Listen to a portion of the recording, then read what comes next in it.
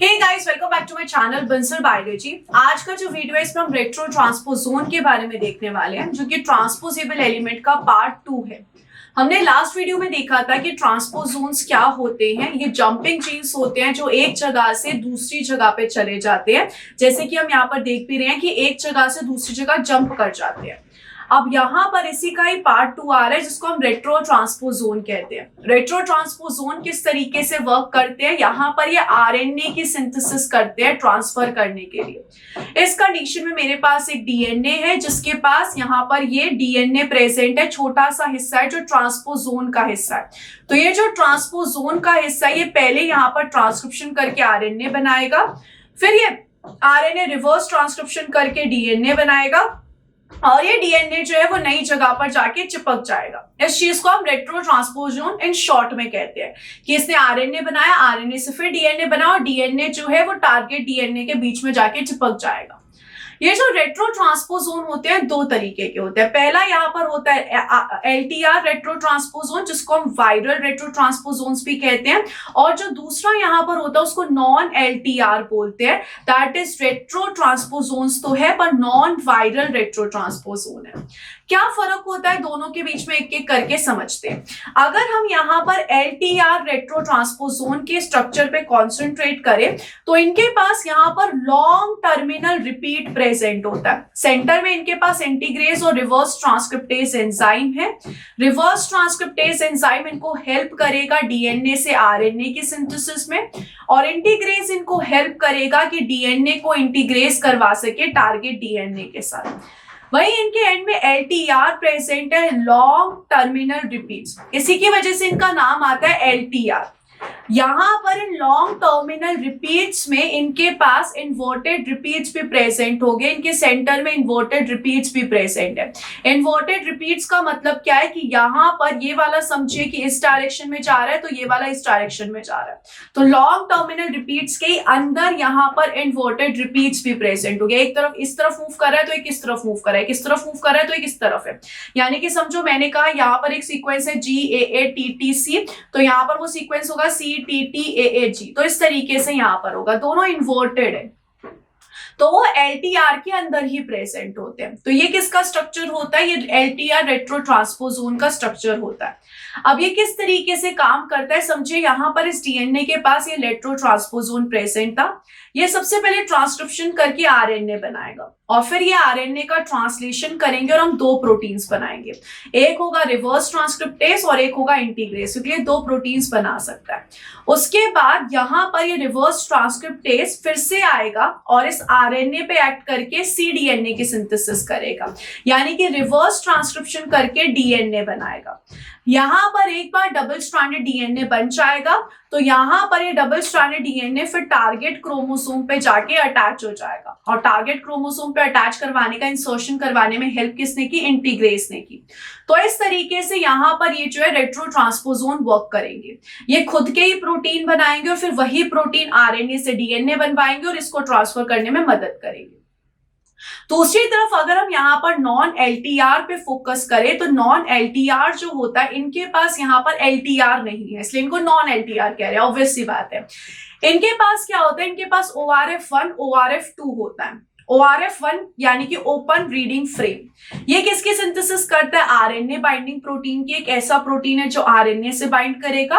और ORF2 जो है वो रिवर्स ट्रांसक्रिप्टेज बनाएगा, वही जो एंजाइम पहले भी बना रहा था, और उसी के साथ साथ ही एंडोन्यूक्लियस भी बनाएगा। इनके इस तरफ और इस तरफ यूटीआर रीजन होते हैं। यूटीआर रीजन का मतलब क्या होता है, अनट्रांसलेटेड रीजन, यानी कि ऐसे रीजन है जो कि किसकी सिंथेसिस नहीं करेंगे, प्रोटीन नहीं बनाएंगे। अनट्रांसलेटेड मतलब प्रोटीन की सिंथेसिस नहीं करेंगे। और यहाँ पर इनके एंड में एक पॉली ए टेल भी प्रेजेंट है। पॉली ए टेल का मतलब है बहुत सारे adenine adenine adenine adenine adenine present है। ये किस तरीके से काम करते हैं वो हम समझते हैं। पहले अगर हम देखिए, नॉन एलटीआर दो तरीके के होते हैं, एक होता है साइंस और एक होता है लाइंस। साइंस मतलब है शॉर्ट इंटरस्प्रेड न्यूक्लियर एलिमेंट, और लाइन मतलब लॉन्ग। यहां पर दोनों में डिफरेंस क्या होता है, जो साइन होता है वो नॉन ऑटोनॉमस होता है। नॉन ऑटोनॉमस का मतलब क्या है कि खुद यहां पर ट्रांसपोजोन नहीं कर सकता, यानी कि खुद ट्रांसफर नहीं हो सकता है। ऐसा क्यों? क्योंकि ट्रांसफर होने के लिए जो एंजाइम्स चाहिए वो ये बना ही नहीं सकता है। अगर आप इसके स्ट्रक्चर में भी देखो, इसके पास पॉली ए टेल प्रेजेंट है, लेकिन इसके पास जो एंजाइम्स बनने चाहिए वो एंजाइम्स ये बना ही नहीं सकता है। तो ये डिपेंडेंट होता है, किसके ऊपर डिपेंडेंट है? लाइंस के ऊपर। साइन में सबसे कॉमन होता है ALU, जो कि ह्यूमंस के पास प्रेजेंट होता है।